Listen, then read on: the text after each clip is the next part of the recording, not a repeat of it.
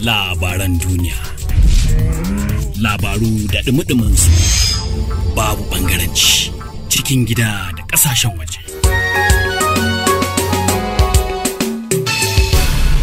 Unity.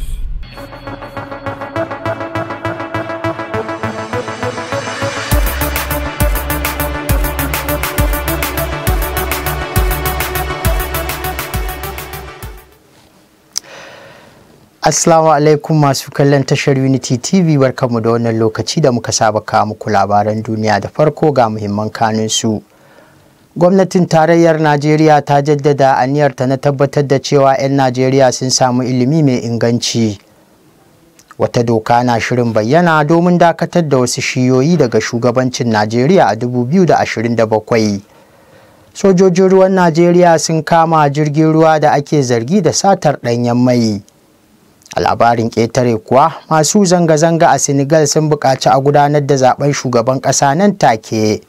Sai kuma a fagen wasanni, inda za mu labarta muku cewa magoya bayan Real Madrid sun ci gaba da yin Allah wadai da hukuncin alƙalin wasa a karawarsu da Valencia.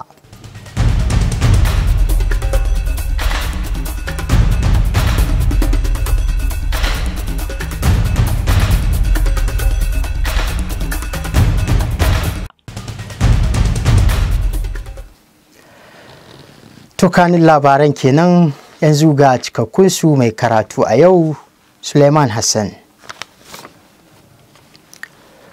Shugaban ma'aikatan gwamnatin tarayyar Najeriya Dr. Folashade Yemi Osanta ce gwamnatin tarayya za ta yi duk abin da za ta iya domin ganin 'yan Najeriya sun samu ilimi mai inganci.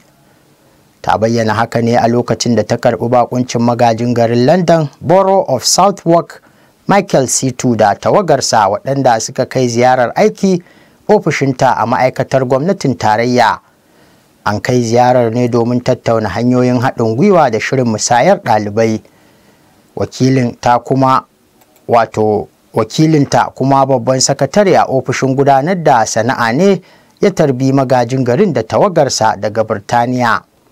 Ta bayyana cewa an karɓi labarin ziyarar da farin ciki matuƙa, saboda a cewarta ilimi ga kowa nauyi ne akan kowa. Ta ƙara da cewa suna kan yin duk abin da zai yiwu domin tabbatar da cewa 'yan Najeriya a nan a kowane mataki sun samu ilimi mai kyau, tare da yin imani da ingancinsa na 'yantar da mutane da kuma sa su ba da gudunmawa mai kyau ga ci gaban al'umma. Ta kuma yabawa magajin garin saboda mayar da hankali ga ɗaliban makarantun sakandare a matsayin waɗanda suka ci gajiyar shirin musayar tsakanin Najeriya da Birtaniya. Mataimakin shugaban Najeriya Kashim Shettima ya ba da tabbacin cewa gwamnatin tarayya za ta samar da sabbin dabarun yaƙi da 'yan fashi da makami da garkuwa da mutane da sauran matsalolin tsaro a sassan ƙasar nan. Kashim Shettima ya bayyana haka ne a ranar Asabar bayan ya yi wata ganawar sirri da tsohon shugaban ƙasa Muhammadu Buhari a gidansa da ke Daura a jihar Katsina. Wannan tabbaci dai na zuwa ne kwana guda bayan gwamnan jihar Katsina Malam Dikko Umaru Radda ya roƙi gwamnatin tarayya da ta ƙara tura jami'ai da kayan aiki domin tallafawa jihar a lokacin da take fama da hare-hare na 'yan fashi da makami. Shettima ya ce gwamnatin tarayya za ta tura duk wani abu da ƙwararru da ake bukata domin dawo da tsaro da zaman lafiya a yankunan da lamarin ya shafa. Mataimakin shugaban Najeriya, wadda ya samu rakiyar ministan kasafin kuɗi da tsare-tsare na tattalin arziki Sanata Atiku Abubakar Bagudu, da na noma da samar da abinci Alhaji Abubakar Kyari, da kuma tsohon gwamnan jihar Imo Sanata Rochas Okorocha, sun kuma kai gaisuwar ban girma ga sarkin Daura Alhaji Umar Faruk Umar a fadarsa da ke Daura. Yankunan arewa maso yamma da kudu maso yamma da kuma kudu maso kudu za su iya rasa damar tsayar da ɗan takarar shugaban ƙasa a Najeriya a shekarar 2027. Wannan dai ya biyo bayan wata sabuwar doka ne da ke majalisar dokoki wacce za ta daƙile yunkurin yankunan, musamman ma a shekarar 2027 da ke tafe. An tattaro cewa za a tabbatar da dokar ce domin baiwa sauran yankuna damar fitar da 'yan takara kamar yadda sauran suka samu da dama. 'Yan majalisa ko ɗan majalisa mai wakiltar Aba Agatu ta jihar Benue Ojema Ojetu shine ya gabatar da ƙudurin domin gyaran fuska a kundin tsarin mulki. Dokar idan ta tabbata dai za ta daƙile yankunan wurin tsayar da ɗan takara wanda suka yi tun bayan dawowar dawowar dimokuraɗiyya a shekarar 1999. Har ila yau dokar tana neman baiwa yankunan arewa maso gabas, arewa ta tsakiya da kuma kudu maso gabas damar tsayar da 'yan takara. Dokar na nufin duk yankin da ya samar da shugaban ƙasa ba zai sake samun damar ba har sai sauran yankunan sun samar da nasu shugaban ƙasan. Wannan zai baiwa sauran yankuna uku damar shugaban ƙasa wadda ba su taɓa samu ba tun a shekarar 1999. Bugu da ƙari, gwamnonin jihohi ma dole za su bi tsarin inda kowane yanki ko mazaɓar tarayya za ta samu damar fitar da ɗan takarar gwamna. Har ila yau a ɓangaren sanatoci ma dole ne kowane yanki a mazaɓa a ba shi damar tsayar da ɗan takarar sanata ba tare da tauye masa hakki ba. To a fannin tsaro kuwa, rundunar sojin ruwa ta Najeriya ta kama wani jirgin ruwa na ƙasar Ghana wadda ake zargin yana da hannu wajen satar ɗanyen man fetur a Najeriya.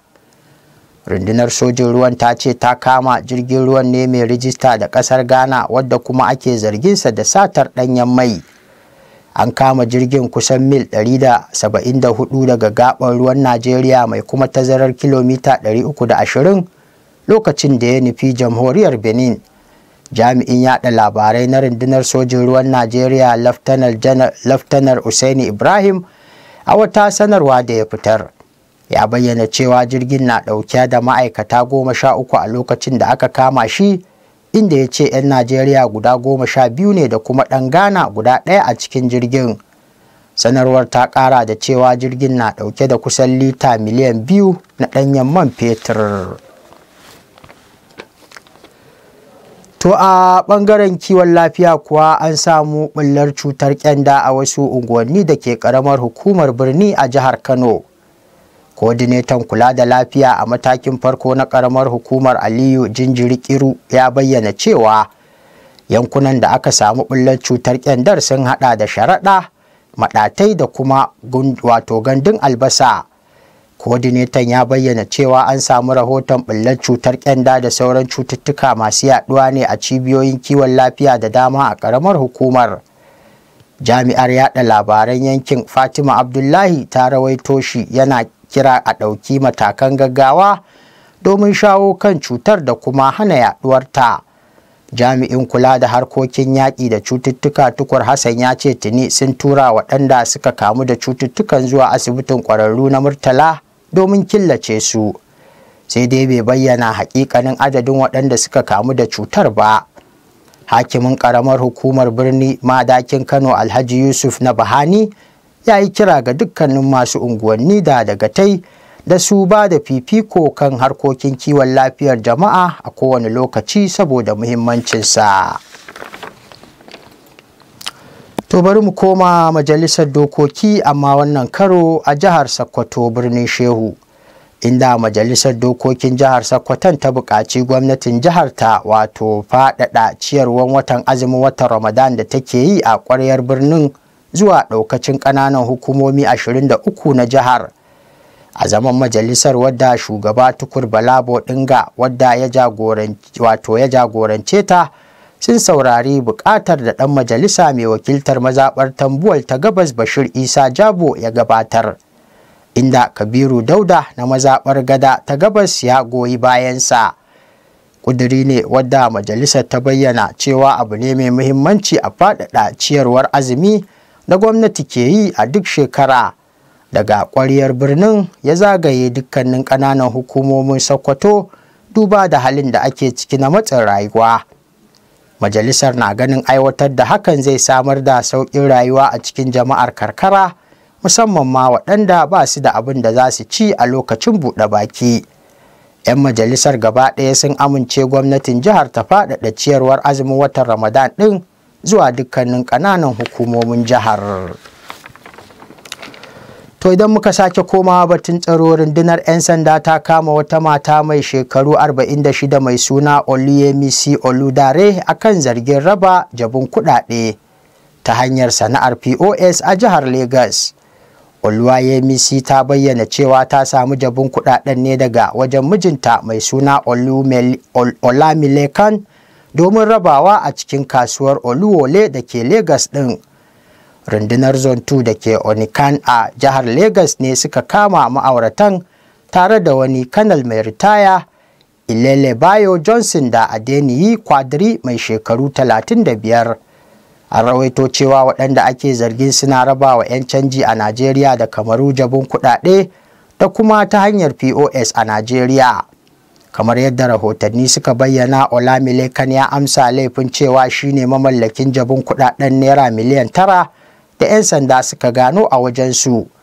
Mataimakin Speta Janar na 'yan sandan Najeriya wato AIG Olatoye Duromisi ya shaidawa manema labarai cewa sashin sa ido na shiyar sun kai su mame maɓoyar Kwadri inda aka samu jabin CFA miliyan 300 da naira miliyan 9 a hannunsa.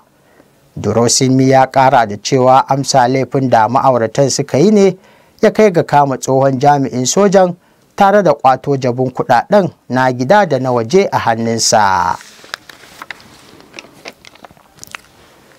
To a labarin ƙetare kuwa, ɗaruruwan masu zanga-zanga ne suka cika titunan Dakar babban birnin wato ƙasar Senegal tare da kiran da a gudanar da zaɓe kafin wa'adin mulkin shugaba Macky Sall ya ƙare a watan Afrilu. Shugaba Sall ya fusata 'yan ƙasar ne dai bayan ɗage babban zaben da aka shirya yi a watan da ya gabata da kuma kasa bayyana lokacin da za a yi. A ranar Asabar ne dai masu zanga-zangar da suka hada da jam'iyyun siyasa da masu rinjaye wato rajin kare hakkin ɗan adam suka kira shugaba Sall da mai mulkin danniya. Sun kuma buƙaci a sako jagoran adawar Usman Sanko daga gidan yari, inda a makon da ya gabata ne jam'iyyun adawa suka ƙaurace wa zaman tattaunawa da wakilan da ke shiga tsakani domin warware rikicin siyasar ƙasar ta Senegal, waɗanda shugaba Sall ne ya samar da su, inda suka ba da shawarar gudanar da zaɓe a watan Yuni mai zuwa. To a fannin wasanni kuwa, magoya bayan kungiyar ƙwallon ƙafar Real Madrid sun ci gaba da yin tofin alatsi ne akan alƙalin wasan da ya hura fafatawarsu da Valencia. Hakan na zuwa ne bayan zargin kashe musu ƙwallon nasara da alƙalin wasan ya yi.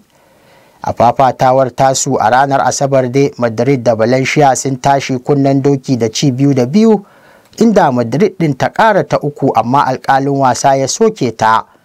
Kasancewar ya riga da ya hura tashi kafin a jefa ƙwallon a cikin raga.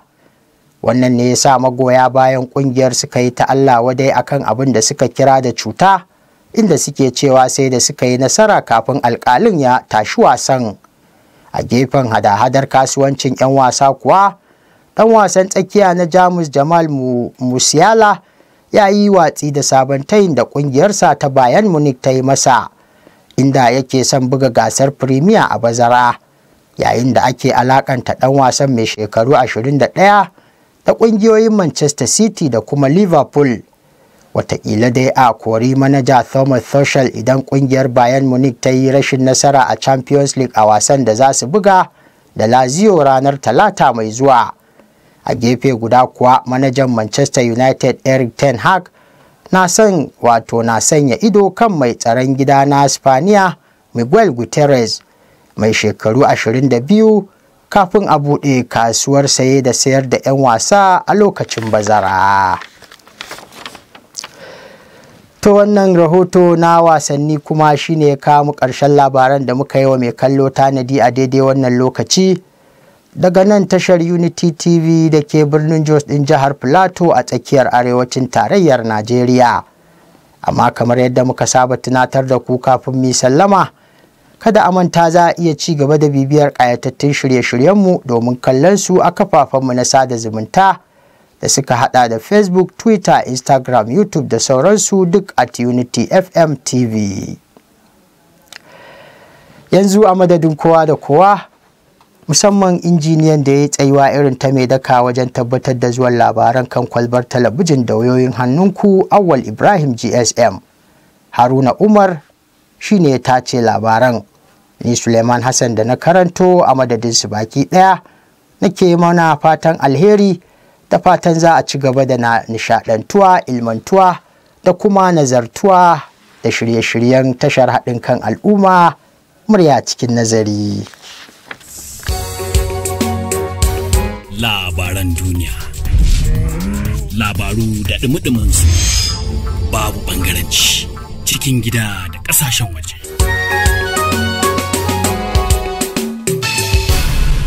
Unity